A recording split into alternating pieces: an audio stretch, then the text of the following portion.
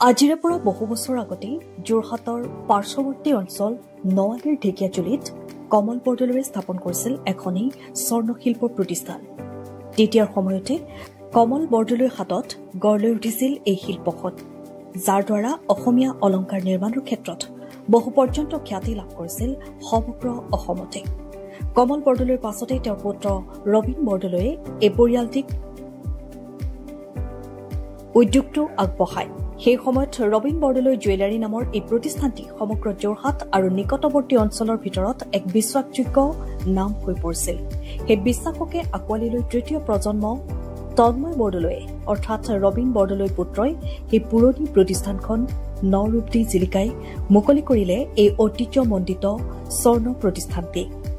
পৰিয়ালৰ গৌৰৱ আৰু পূৰ্বপুৰুষৰ কৰ্মধাৰা ধৰি ৰাখিবলৈ তন্ময়ে পুনৰ ৰবীন বৰদলৈ জুৱেলাৰী নামেই বাহাল ৰাখিছে। আজিৰ এই বিশেষ দিনটোত ঢেকীয়াজুলিৰ অঞ্চলৰ কেইবাজনো বিশিষ্ট ব্যক্তিৰ উপস্থিতিত অনুষ্ঠিত হয় মুকলি অনুষ্ঠানখনি। আজি এই শুভাৰম্ভ অনুষ্ঠানটি উদ্বোধন কৰে জ্যেষ্ঠ অধিবক্তা তথা বিশিষ্ট সমাজসেৱক ভৱ গোস্বামীয়ে। অনুষ্ঠানটিৰ আৰম্ভণিৰ প্ৰতিষ্ঠাপক প্ৰয়াত কমল বৰদলৈ প্ৰতিচ্ছবিত মাল্য অৰ্পণ কৰি শ্ৰদ্ধাঞ্জলি জ্ঞাপন কৰে উপস্থিত সকলোৱে। উল্লেখযোগ্য যে তন্ময় বৰদলৈ কয়, এই প্ৰতিষ্ঠান মাত্ৰ ব্যৱসায় নহয়, ই আমাৰ পৰিয়ালৰ ঐতিহ্য। পূৰ্বপুৰুষৰ পৰাই চলি অহা এই কৰ্মখিনি আগলৈ লৈ যোৱাই মোৰ দায়িত্ব। ইয়াৰ দ্বাৰা পুনৰ এবাৰ সকলো লোকে লাভ কৰিব এক ঐতিহ্যময় শিল্প তথা অসমীয়া গহনাসমূহ পুনৰ জীৱন।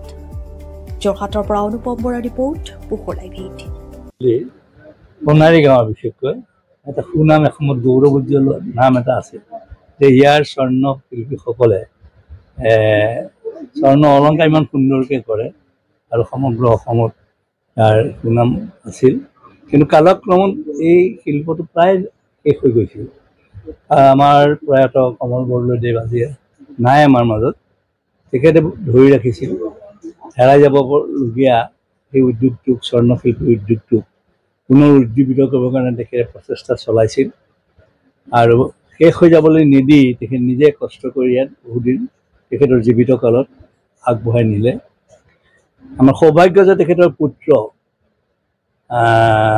আৰু ৰবীন বৰদলৈ আমাৰ মাজত আছে আৰু তেওঁৰ পুত্ৰ তন্ময় বৰদলৈ প্ৰমুখ্যে এই পৰিয়ালবৰ্গই পুনৰ সেই আদিপুৰুষ আমাৰ কমল বৰদলৈ বা পিতৃৰ দিনৰ পৰা এই উদ্যোগ পুনৰ উজ্জীৱিত কৰিব কাৰণে অসমীয়া অলংকাৰ যিটো তেখেতসকলৰ তাত বিশেষ পাৰদৰ্শিতা আছিল আৰু স্বৰ্ণশিল্পটো এই অঞ্চলৰ যিটো সুনাম এসময়ত আছিল, সেইটো হেৰাই যোৱা নামটো পুনৰ আকৌ উদ্ধাৰ কৰিবৰ কাৰণে প্ৰচেষ্টা হৈছে। এইটো মহৎ প্ৰচেষ্টা।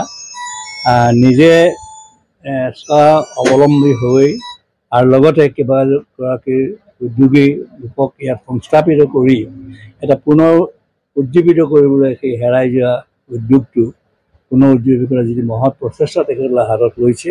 কষ্ট হ'ব ইয়াত যথেষ্ট, কিন্তু এই উদ্যোগ নিশ্চয় প্ৰশংসনীয় এটা উদ্যোগ। ককা আছিলে আপোনাৰ স্বৰ্গীয় কমল বৰদলৈ।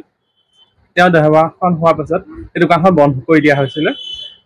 তাৰ পাছত এতিয়া নতুনকৈ আজি শুভমণি কৰা হৈছে। সকলোৰে বাবে এইটো দিয়া হৈছে। যিখিনি থলুৱা আমাৰ গহনা আছে সেইখিনি এতিয়া পূৰ্ণগতিত প্ৰস্তুতি হৈ থাকিব আৰু নতুন তাৰ ওপৰত এতিয়া প্ৰস্তুত হ'ব। আপোনাৰ হলমাৰ্কিং চিষ্টেমটো আছে আৰু প্লাছ GI টেগ হ'ব অসমীয়া গহনা আৰু প্লাছ আপোনাৰ শুদ্ধ অসমীয়াৰ যিটো মানে গহনাৰ প্ৰস্তুতি তৈয়াৰ কৰা নমুনা হয়, সেই সম্পূৰ্ণ সেইটো হিচাপতে হ'ব। আনন্দিত হৈছোঁ। মোৰ ককাৰ দোকানখন মই আজি আকৌ নতুনকৈ প্ৰতিষ্ঠা কৰিব পৰাই অতি আনন্দিত। আপুনি বাৰু এখন দুচকীয়া বাহন লোৱাৰ ইচ্ছা প্ৰকাশ কৰিছে নেকি? তেন্তে এই বিশেষ ভিডিঅ' আপোনাৰ বাবে। বাইক প্ৰেমীসকলৰ বাবে আহিছে এটা সুখবৰ। যোৰহাটত মুকলি কৰা হ'ল আকৰ্ষণীয় দুচকীয়া বাহনৰ ট্ৰিয়াম্ফ শ্ব'ৰুম। বিগত কেইবা দশক জুৰি ৰাইজৰ মাজত থাকি মানুহৰ মন জিনিবলৈ সক্ষম হৈছে এই ট্ৰিয়াম্ফ বাইকসমূহে।